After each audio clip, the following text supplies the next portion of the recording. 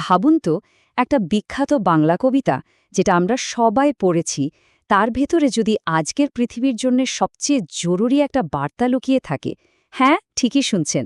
চলুন ১৩০ বছর পুরনো একটা কবিতার ভেতর থেকে সম্পূর্ণ নতুন একটা দিক খুঁজে বের করা যাক। রবীন্দ্রনাথ ঠাকুরের সোনার তরী কবিতার এই লাইনগুলো শুনলেই, তাই না, একটা ছবি চোখের সামনে ভেসে ওঠে। আকাশ জুড়ে মেঘ ডাকছে, কি ভীষণ বৃষ্টি, আর তারই মধ্যে এক কৃষক একা বসে আছেন নদীর ধারে। তার সারা জীবনের ফসল কাটা শেষ, কিন্তু চারপাশে ফুলে ফেপে ওঠা এক ভয়ঙ্কর নদী। মানে পরিবেশটা বেশ থমথমে, একটা বিপদের গন্ধ যেন পাওয়া যাচ্ছে। যুগ যুগ ধরে তো আমরা এই কবিতাকে শিল্প, সময় আর মৃত্যু নিয়ে লেখা একটা গভীর দর্শন হিসেবেই দেখে এসেছি। কিন্তু আজ আমরা প্রশ্নটা একটু অন্যভাবে করব। এর আড়ালে কি অন্য কোনো সত্যি লুকিয়ে আছে? এমন কোনো সতর্ক বার্তা যা হয়তো আজকের দিনে আমাদের জন্য সবচেয়ে বেশি প্রাসঙ্গিক? এই সেই কিংবদন্তি কবি রবীন্দ্রনাথ ঠাকুর ১৮৯৩ সালে তিনি লিখেছিলেন তার বিখ্যাত কবিতা সোনার তরী। আর এই কবিতাটা তার কাব্য প্রতিভার এক অসাধারণ নিদর্শন হিসেবেই সবাই জানে। তো চলুন আগের মূল গল্পটা একবার ঝালিয়ে নেওয়া যাক। কবিতার গল্পটা কিন্তু খুব সাধারণ। একজন কৃষক যে তার সারা জীবনের ফসল, মানে তার সোনার ধান, কেটে এক জায়গার জড়ো করেছে। কিন্তু সমস্যাটা হলো সে একদম একা, আর তার চারপাশের নদী তখন ভয়ঙ্কর রূপ নিয়েছে। একটা ঝড় যে আসছে সেটা বেশ বোঝা যাচ্ছে। তো চলুন এবার এই কবিতার যে সবচেয়ে প্রচলিত ব্যাখ্যাটা আছে সেটা জেনে নেওয়া যাক। মানে সাহিত্য সমালোচকরা যুগ যুগ ধরে এটাকে ঠিক কিভাবে দেখেছেন। হ্যাঁ, ঠিক তাই।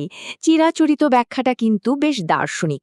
মানে এখানে মূল বিষয়টা হলো মানুষের নশ্বর জীবন আর তার অমর সৃষ্টির মধ্যে যে একটা চিরন্তন দ্বন্দ্ব চলে, ঠিক সেটাই। এই ব্যাখ্যাটা অনুযায়ী কৃষক আসলে কে? তিনি হলেন শিল্পী নিজে। আর তার যে সোনার ধান, সেটা হলো তার সারা জীবনের সৃষ্টি বা শিল্পকর্ম। নৌকার মাঝি, তিনি হলেন মহাকাল বা সময়, যিনি শিল্পীর সৃষ্টিকে তো নৌকায় তুলে নেন, কিন্তু শিল্পীকে নেন না। মানে সোজা কথায়, শিল্প বেঁচে থাকে কিন্তু শিল্পী নশ্বর, তিনি একসময় হারিয়ে যান। কিন্তু গল্পটা এখানেই শেষ হচ্ছে না। চলুন এবারই পুরনো কবিতাটাকে একদম নতুন একটা চশমা দিয়ে দেখি, এমন একটা অ্যাঙ্গেল থেকে যা হয়তো কবি নিজেও তার অবচেতনে রেখে গিয়েছিলেন। আচ্ছা, ২১ শতকের সবচেয়ে বড় সংকটটা কি বলুন তো? পরিবেশ সংকট, তাই না? Climate change, pollution. কি হবে যদি বলা হয় যে রবীন্দ্রনাথ এই কবিতায় সেই বিষয়ে ইঙ্গিত দিয়ে গেছেন? চলুন এই নতুন দৃষ্টিকোণটা সম্পর্কে একটু জানা যাক। এই নতুন দৃষ্টিকোণটার একটা গালভরা নাম আছে ইকো ক্রিটিসিজম। এটা আসলে সাহিত্যের এমন একটা শাখা যেটা সাহিত্যকে পরিবেশের সাথে মিলিয়ে পড়ে। মানে এটা খুঁজে বের করার চেষ্টা করে যে সাহিত্যে কিভাবে প্রকৃতিকে দেখানো হয়েছে, আর প্রকৃতি ও মানুষের সম্পর্কটাই বা কেমন। আর এই দৃষ্টিকোণ থেকে যখনই আমরা কবিতাটা পড়ব, তখন দেখবেন সোনার তরী আর শুধু শিল্পীর একার বেদনার কবিতা থাকছে না, এটা হয়ে উঠছে প্রকৃতির তরফ থেকে পাঠানো একটা ভয়ঙ্কর সতর্কবার্তা। এবার দুটো ব্যাখ্যা পাশাপাশি রাখলে ব্যাপারটা আরও পরিষ্কার হবে। দেখুন, এই পরিবেশবাদী দৃষ্টিকোণ থেকে কৃষকটাকে, সে হলো গোটা মানবজাতি, আর সোনার ধান, ওটা হলো প্রকৃতি থেকে লুট করা আমাদের অফুরন্ত সম্পদ। নৌকার মাঝি তাহলে কে? সে হলো স্বয়ং প্রকৃতি, যে তার সম্পদ ফিরিয়ে নিচ্ছে। আর ওই যে ভয়ঙ্কর ঝড়টা, ওটাই তো আসন্ন পরিবেশ বিপর্যয়, যার একেবারে দোরগোড়ায় আমরা আজ দাঁড়িয়ে আছি। আর এই ভাবনাটা কিন্তু এমনি এমনি আসেনি। এর পেছনে আছে রবীন্দ্রনাথের নিজস্ব দর্শন।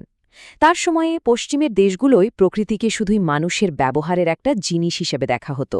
কিন্তু রবীন্দ্রনাথ বিশ্বাস করতেন প্রকৃতি একটা জীবন্ত সত্তা। তিনি প্রকৃতির সাথে মিলেমিশে থাকার কথা বলতেন, তাকে শোষণ করার কথা নয়। এই নতুন অর্থে দেখলে কবিতার সবচেয়ে হার্ট ব্রেকিং লাইনগুলো কিন্তু আরও ভয়ঙ্কর হয়ে ওঠে, তাই না? প্রকৃতি মানে ওই মাঝি তার সমস্ত সম্পদ, তার সোনার ধান ফিরিয়ে নেয়, কিন্তু যে মানবজাতি তাকে শোষণ করেছে তার জন্যে ওই নৌকায় কোনো জায়গায় থাকে না। মানুষ তার নিজের কর্মফলের জন্যেই প্রকৃতির রশ্মির মুখে একা পরিত্যক্ত হয়ে পড়ে থাকে। তাহলে এই নতুন ব্যাখ্যা থেকে আমরা ঠিক কি শিখতে পারি? কেন ১৩০ বছর পুরনো একটা কবিতা আজ হঠাৎ করে এতখানি গুরুত্বপূর্ণ হয়ে উঠল? মূল কথাটা হলো সোনার তরী আসলে একটা ভবিষ্যৎবাণীর মতো। মানুষের যে সীমাহীন লোভ, প্রকৃতির ওপর তার যে অত্যাচার, তার বিরুদ্ধেই এটা একটা শক্তিশালী সতর্কবার্তা।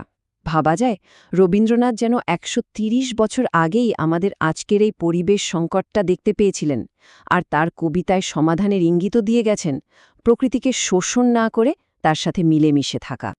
এই পুরো আলোচনাটা আমাদের একটা জিনিস ভাবতে বাধ্য করে। পুরনো শিল্পকর্মের ভেতরে এমন আরও কত জরুরি বার্তা হয়তো লুকিয়ে আছে, যেগুলো শুধু আবিষ্কারের অপেক্ষায়। কে জানে, হয়তো অতীতের মধ্যেই আমাদের ভবিষ্যতের চাবিকাঠিটা রাখা আছে। দরকার শুধু নতুন চোখে সেদিকে তাকানোর।